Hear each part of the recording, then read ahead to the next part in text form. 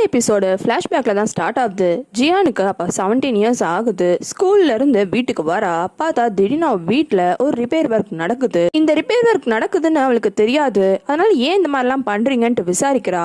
அப்பதான் தெரியுது 2 வாரத்துக்கு உங்க வீட்டில் வேலை நடக்குது. அதனால இவளும் இவளோட அங்கிள் ஜின்மேனும் சேர்ந்து பக்கத்துல இருக்க மவுண்டன்ல ஹைக்கிங் பண்ண போறாங்க. அப்படி ஹைக்கிங் பண்ணிட்டு இருக்கும் போது அங்க இருக்கிற ஒரு மலைப்பகுதியில தங்குறாங்க.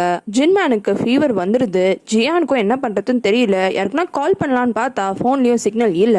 இதுல அங்கிளுக்கு கால்ல வேற அடிபட்டுது. ஜியானுக்கு என்ன பண்றதுன்னு தெரியாம திணறி போறா. அப்போ உடனே அங்கிளும் ஒரு மேப்பை எடுத்து இங்க பாரு, இது வழியா போனா ஒரு ஷெல்டர் வரும், அங்க யாருன்னா ஹெல்ப் பண்றதுக்கு இருப்பாங்க, இந்த ஸ்லிங் ஷாட் இதை கையில வச்சுக்கோ, காட்டு பகுதியில நிறைய காட்டு பனிலாம் இருக்கும், அதுகிட்ட இருந்து உன்னை காப்பாத்தி கொண்டு கொடுக்குறான். அங்கிள் ஏதோ சொல்றாரேன்ட்டு ஜியான் இன்னுமே யோசிச்சுட்டு நின்றுட்டு தான் இருக்கா.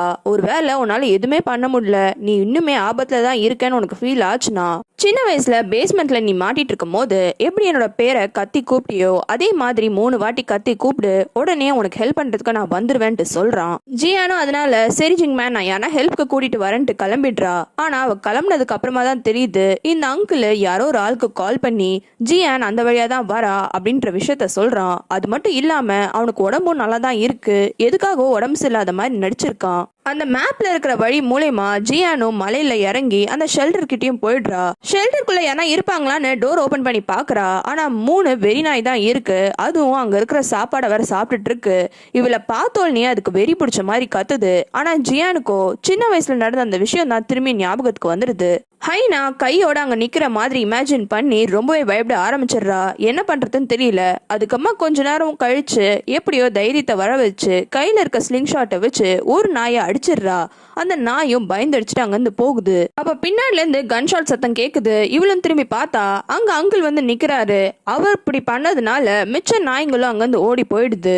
என்ன அங்கிள் இப்பதான் ஃபீவர், காலில் அடிபட்டுச்சு, நடக்க முடியலாம் சொன்னீங்க, இப்ப என்ன இங்க வந்து நிக்கிறீங்களே அப்படின்ட்டு கேக்குறா. ஆனா அங்கிளும் அதுக்கு இல்லம்மா சீக்கிரமா சரியாயிடுச்சு அப்படி இப்படின்னு சும்மா போய் சொல்லி சமாளிச்சிடுறாரு. அங்கிள் எதுக்காக ஜியான் இந்த மாதிரிலாம் பண்ண வச்சாருன்னு தெரியல. ஆனா அவர் வீட்டு பக்கத்துலயே அந்த ஸ்லிங் ஷாட்டை எப்படிலாம் யூஸ் பண்றது, எப்படி எய்ம் பண்றதுன்னு எல்லாத்தையும் சொல்லி தராரு. அதோட நிறுத்தாம ஒரு கன்னை வாங்கி அந்த கன்னை எப்படி சுடுறதுன்னு ஜியானுக்கு சொல்லி தராரு. அப்படியே பிரசன்ட்ல ஒரு ட்ரோனு ஜியாங்க அட்டாக் பண்ணுது. டக்குன்னு அங்க வந்து ஜியானும் அந்த ட்ரோனை அடிச்சிடுறா. வெளியில மிச்ச ட்ரோன்லாம் இருக்கு. அதனால அந்த புல்லட் ப்ரூஃப் கபோர்ட் டோரை எடுத்துக்கிட்டு இவங்களும் வெளியில போக ட்ரை பண்றாங்க. ஆனா திடீர்னு எல்லா பக்கத்துல இருந்தும் ட்ரோன் வந்ததுனால ஜியானாலையும் ஜியாங்காலையும் அதை சமாளிக்க முடியல. என்ன பண்றதுன்னு தெரியாம திணறி போறாங்க. அப்ப டக்குன்னு அந்த சோமின் வந்துடுறா. இந்த சோமினா ஃபர்ஸ்ட் எபிசோட்ல பாத்திருப்போம். என்னென்னமோ காரணம்லாம் சொல்லி வீட்டுக்குள்ள வர ட்ரை பண்ணுவா. இப்போ வீட்டுக்குள்ள வந்தவளும் கண்ணை வச்சு சுடுறா. திடீர்னு ஒரு பிளாஸ்ட் ஆகி மொத்த ட்ரோனும் கீழே விழுந்துருது. அதுக்கம்மா வீட்டுக்குள்ள வரா. வந்தவளும் என்னடா பண்ண போறான்னு பார்த்தா டக்குன்னு ஜியாங்க பிடிச்சு அவன் கழுத்துல ஏதோ இன்ஜெக்ஷனை போட்டுடுறா. அதனால அவன் மயக்க போட்டு விழுந்துடுறான். அதுக்கப்புறமா ஜியான் கிட்ட போறா.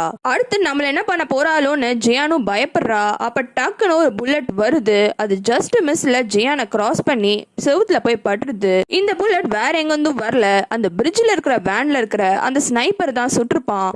என்னடா நடக்குதுங்க, திடீர்னு வீட்டை எல்லாருமே அட்டாக் பண்றீங்களேன்னு ஜியான் பயப்படுறா. அப்ப சோமினோ இங்க பாரு, நான் உன்னை ப்ரொடெக்ட் பண்றதுக்காக தான் வந்திருக்கேன். எப்ப நீ ஆபத்துல இருக்கன்னு உணர்ந்தாலும் உன்னோட அங்கிள் என்ன சொல்லிருக்காரு, அவரோட பேரை 3 வாட்டி கத்த சொல்லிருக்காருல, எனக்கு இந்த விஷயம் நல்லாவே தெரியும். நீ இது வரைக்கும் 3 வாட்டி உன்னோட லைஃப்ல இந்த மாதிரி கத்தி இருக்க. ஃபர்ஸ்ட் வாட்டி ஸ்கூலோட பேஸ்மெண்ட்ல, செகண்ட் வாட்டி காலேஜ்ல உன்னை யாரும் செக்ஷுவலா ஹராஸ் பண்ண வந்தாங்க அப்ப கத்துன. அதுக்கப்புறமா இப்ப ரீசெண்டா ஒரு ஷாப் கீப்பர் உன்னை ஏமாத்திட்டான் அப்ப கத்துன. இப்படி நீ 3 வாட்டி கட்டும் போதும் கோயின்சிடென்ட்டா உனக்கான நீதி கிடைச்சிருச்சு நீ நினைச்சியா? கிடையாது.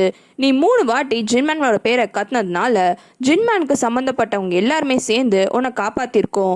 இதுதான் எங்க கோட் ரூல்ஸ். இப்ப கூட கோட் ரூலுக்காக தான் உன்னை காப்பாத்துறதுக்காக நான் வந்திருக்கேன் அப்படின்ட்டு சொல்றா. வீட்டுக்குள்ள இவங்க இப்படி பேசிட்டு இருக்க நேரம் ஊரை சுத்தி ஒரு மிலிட்டரி அனௌன்ஸ்மெண்ட் நடக்குது. அதுல ஊர்ல இருக்க வில்லேஜஸ்க்கு எல்லார்கிட்டயும் இந்த மாதிரி ஆர்மி அங்க இருக்கிற ஃபீல்ட்ல பிராக்டிஸ் பண்ணிட்டு இருக்காங்க, அதனால புல்லட் சவுண்ட் கன் சவுண்ட் எல்லாம் கேட்கும், யாரும் வீட்டை விட்டு வெளில வராதீங்கன்னு பச்சையா போய் சொல்றாங்க. இந்த ஸ்னைப்பர் நைட்டு சில ஆளுங்க கிட்ட எல்லாம் பேசியிருப்பான். அவங்களும் அட்டாக் பண்றதுக்கு ரெடியா இருக்காங்க. அந்த டீம் லீடரும் இவனுக்கு கால் பண்ணி நாங்களாம் ரெடியா இருக்கோன்ற விஷயத்த சொல்றான். அப்போன்னு பார்த்து சோமினோ ஒரு ஸ்மோக் பாம்பை வீட்டுக்குள்ளேயே ரிலீஸ் பண்ணி விட்டுறா. இதனால கரெக்டா குறி வைக்க முடியாம அந்த ஸ்னைப்பரும் திணறான். இந்த ஸ்மோக்கை கிளியர் பண்றதுக்காகவே ஒரு ட்ரோன் அனுப்புறான். அந்த ட்ரோனையும் சோமின் ஷூட் பண்ணிடுறா. ஆனா இதான் சான்ஸ்னு சோமினோட கையிலேயே இந்த ஸ்னைப்பரும் ஷூட் பண்ணிடுறான். சோமினை வீட்டுக்குள்ள இருக்கிறத பார்த்து அந்த டீம் லீடரும் சோமினையும் டீல் பண்ணுனா இன்னுமே காசு செலவாகும், உங்களால தர முடியுமா அப்படின்ட்டு கேக்குறான். இதுக்கப்புறமா தான் ஃபர்ஸ்ட் எபிசோட்ல நடந்த விஷயம்லாம் நடந்திருக்கும். ஜியானோ ஒரு தொடப்பத்தையும் மிரரையும் வச்சு எது அந்த ஸ்னைப்பரோட பிளைண்ட் ஸ்பாட்னு கண்டுபிடிக்கிறா. அதுக்கப்புறமா ஃப்ரிட்ஜ்ல இருந்து ஜம்ப் பண்ணி இந்த பக்கமா வந்துடுறா. ஷோஃபாவையும் திருப்பி போட்டா பெரிய கன் அவளுக்கு கிடைக்குது. அந்த கன்னை எய்ம் பண்ணி சுடுறா. அது அந்த ஸ்னைப்பரோட விண்டோல பட்டுருது. அவன் ஜஸ்ட் மிஸ்ல தப்பிச்சிடுறான். இப்பெல்லாம் நடந்துட்டு இருக்க நேரம் அந்த வீட்டை சுத்தி ஆளுங்க எல்லாரும் வந்துடுறாங்க. ஜியோங்க்கும் அப்ப நினைவு வந்துருது. ரெண்டு பேரும் நம்ம இப்ப என்ன பண்றதுன்னு தண்ணீர் போறாங்க. அப்போ உடனே சோமினை, நான் உங்களுக்கு ஹெல்ப் பண்றேன், ஜின்மேனோட ஒர்க் ரூம்ல ஒரு ஹிடன் ரூம் இருக்கு, அதுக்குள்ள போய் நீங்க ஒளிஞ்சுக்கோங்க அப்படின்ட்டு சொல்றா. சோமினோட கைடன்ஸ்ல அந்த ஸ்டோரேஜ் ஷெட்டுக்கும் போயிடுறாங்க. அப்பவும் சோமின் தான் லாக்கர் எங்க இருக்கோ அதையும் காமிக்கிறா. ஆனா அதுக்கான பாஸ்வேர்ட் போடணும். ஜியானுக்கு என்ன பாஸ்வேர்ட்னு தெரியல. பர்த்டே, அங்கிள் பர்த்டே இன்னைக்கு எல்லாத்தையும் போடுறா. ஆனா எதுக்கும் ஓபன் ஆகல. அப்பதான் அங்கிள் சொன்ன விஷயம் ஞாபகத்துக்கு வருது.